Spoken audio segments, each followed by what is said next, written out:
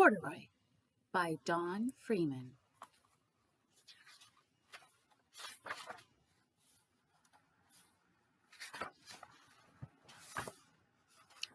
Corduroy is a bear who once lived in the toy department of a big store. Day after day, he waited with all the other animals and dolls for somebody to come along and take him home. The store was always filled with shoppers buying all sorts of things, but no one ever seemed to want a small bear in green overalls. Then one morning a little girl stopped and looked straight into Corduroy's bright eyes. "Oh, Mommy," she said, "look, there's the very bear I've always wanted." "Not today, dear," her mother sighed. "I've spent too much already. Besides, he doesn't look new.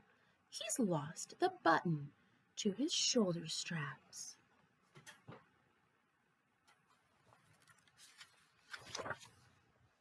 Corduroy watched them sadly as they walked away. "I didn't know I'd lost a button," he said to himself.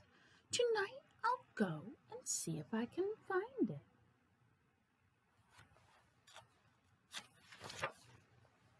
Late that evening, when all the shoppers had gone and the doors were shut and locked, Corduroy climbed carefully down from his shelf and began searching everywhere on the floor for his lost button.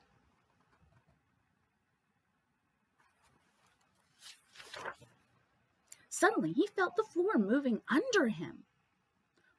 Quite by accident, he had stepped onto the escalator, and up he went. Could this be a mountain? He wondered. "I think I've always wanted to climb a mountain."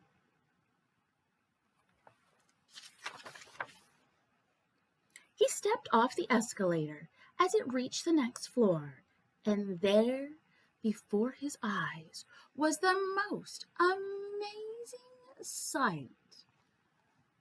Tables and chairs and lamps and sofas and rows of beds. "This must be a palace," Corduroy gasped. "I guess I've always wanted to live in a palace."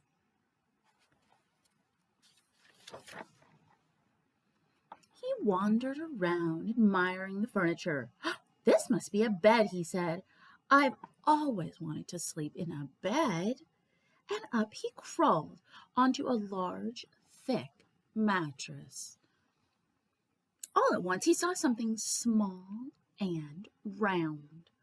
"Why, here's my button!" he cried, and he tried to pick it up. But like all the other buttons on the mattress, it was tied down tight.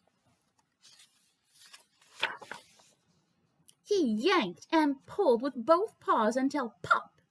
Off came the button, and off the mattress Corduroy toppled.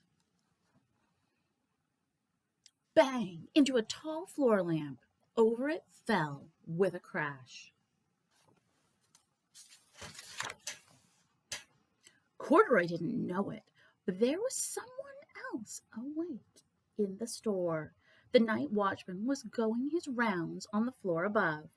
When he heard the crash, he came dashing down the escalator. "Now, who in the world did that?" he exclaimed. "Somebody must be hiding around here." He flashed his light under and over sofas and beds until he came to the biggest bed of all. And there he saw 2 fuzzy brown ears sticking out from under the covers. "Hello," he said. "How did you get upstairs?" The watchman tucked Corduroy under his arm and carried him down the escalator and set him on the shelf in the toy department with the other animals and dolls. Corduroy was just waking up when the first customers came into the store in the morning.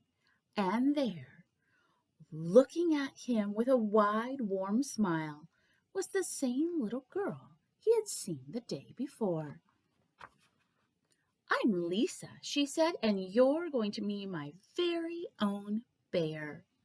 Last night I counted what I saved in my piggy bank, and my mother said I could bring you home." "Shall I put him in a box for you?" the saleslady asked. "Oh, no, thank you," Lisa answered, and she carried Corduroy home in her arms. She ran all the way up 4 flights of stairs into her family's apartment and straight to her own room.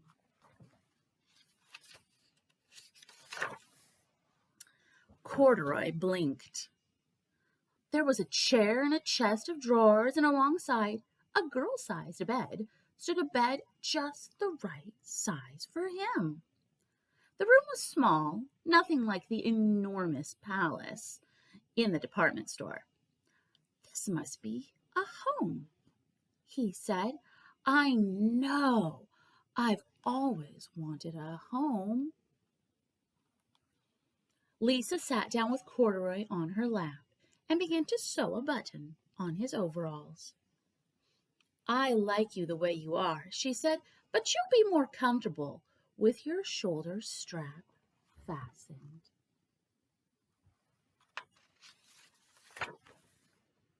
"You must be a friend," said Corduroy. "I've always wanted a friend." "Me too," said Lisa, and gave him a big hug.